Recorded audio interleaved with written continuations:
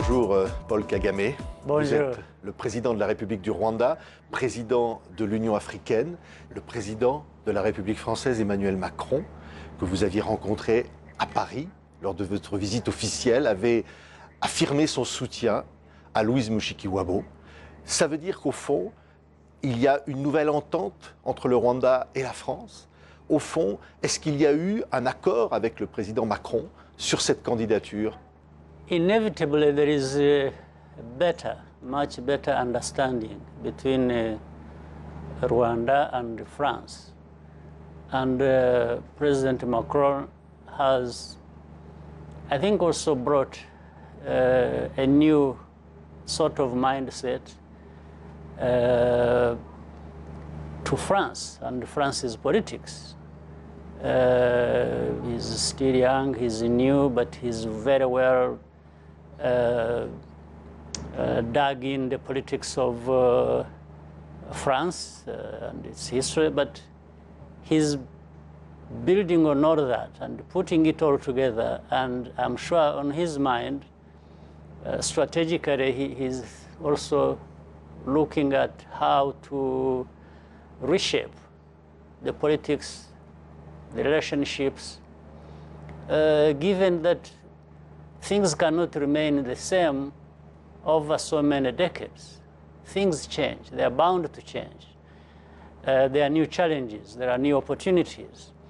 And I think President Macron seems to be one who understands that kind of way of politics or really doing business. And I think his age, his being new to on this global stage and this time around, I think is very helpful. So the issue is not whether there is an agreement or that. What has happened is just a product of that new thinking, that new realignment, that way of saying things cannot remain the same even when times have changed and there are new challenges and new opportunities, as I said. So I think anybody with a strategic mind is able to understand this and will act differently from what is expected, because we have been in a world that is used to saying, you know, this is the way it was done 20 years ago, 30 years ago, 40 years ago, so this is the way it is going to be. And I think it's a big mistake to think like that. There is renewal, there is a reset of so many things over time. Oui, vous souhaitez un ambassadeur de France à Kigali, qu'un ambassadeur soit de retour, que la France soit de retour au Rwanda? I think that is necessarily going to be a product of this new thinking and ways of working together.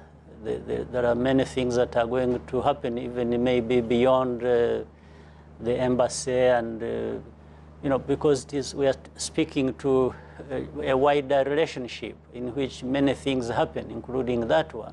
Oui.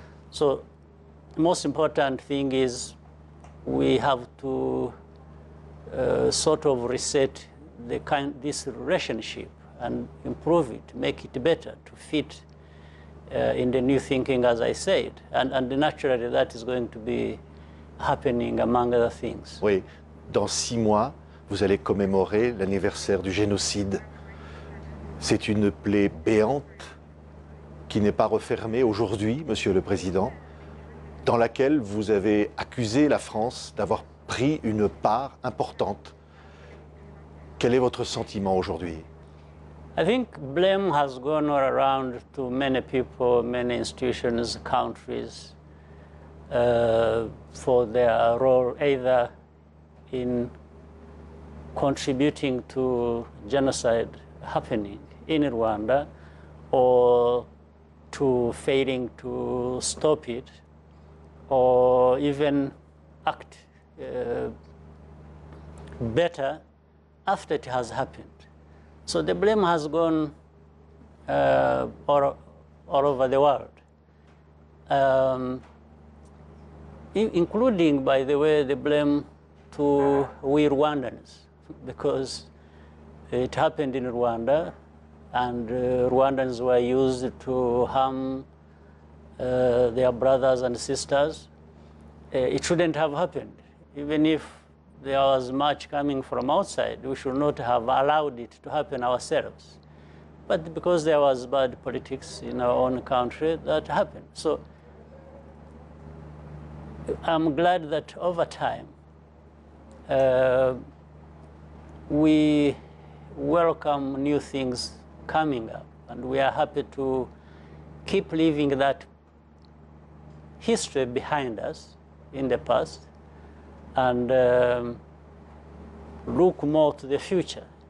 But the past has a lot of lessons for us. We cannot, of course, forget our history, our past, our tragedies, our people who lost their lives, and a lot of things that happened that shouldn't have happened. But we draw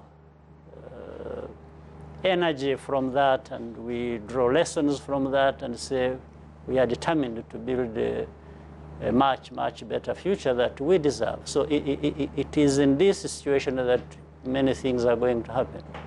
Monsieur le Président, il y en a des accusateurs qui disent que votre pays ne respecte pas les droits humains. Il y a eu plusieurs milliers de prisonniers qui ont bénéficié d'une libération anticipée, dont l'une de vos opposantes pendant cette campagne. Certains ont dit que ça avait un lien avec la candidature de Mme Mushikiwabo. Qu'est-ce que vous répondez aujourd'hui aux organisations humanitaires qui disent que votre pays n'est pas un exemple? Well, I think they just need to not have short memories about what we've just said. I think, I don't know who is not to blame in this history of Rwanda, including those who accuse us or attack us for different things. But I would refer anyone, any accuser, to a little bit of that history. They need to look back and see, even before the genocide, what was it that was happening during the genocide? Just as we have said, who was responsible, or who participated, or who did what, or who did not do what, that actually led to this tragedy or becoming as huge as it turned out to be. And then also, when it has happened, they should just look back a little bit and say, or ask themselves, how has this country turned around? What the country was 24 years ago is not what it is today, absolutely. So many things have changed, and the world should also know that. They should see the difference and try to understand how has it happened, on whose hands. Is it the same people they want to accuse of all those kinds of things that have really turned around this country to be a kind of example in many things that we can talk about that have happened in our country that never happened before, for recognition even globally. Whether we talk about empowerment of women, which the whole world is crying about and talking about, we are ahead of everybody. If you are talking about provision of education, health, for our people, we stand out globally. It's no longer just comparing 5 countries, 6, it's globally. When you talk about giving people a sense of hope for their future, without exception, meaning we carry along everybody in our country, and so on and so forth. So going into giving too much attention to these accusations is in a way doing injustice to ourselves, to our people, and to the leaders of the country. The leaders of the country are not just the president. Everybody, we have many leaders who have made things happen the way they have happened that Rwandans are so proud of. So I don't pay much attention to this nonsense about accusations. We look forward, we want to improve our country, our people want it, and they have contributed to it. Monsieur le Président, on dit aussi que le Rwanda aurait abandonné le français au profit de l'anglais qui est devenu langue obligatoire à l'école. Vous restez un pays francophone? No, there is no truth in that, because what we have done is just, for us, we are inclusive. We broaden our thinking and our participation and what have you.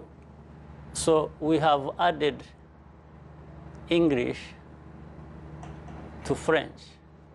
In fact, in some schools in Rwanda, they teach Mandarin, they teach German.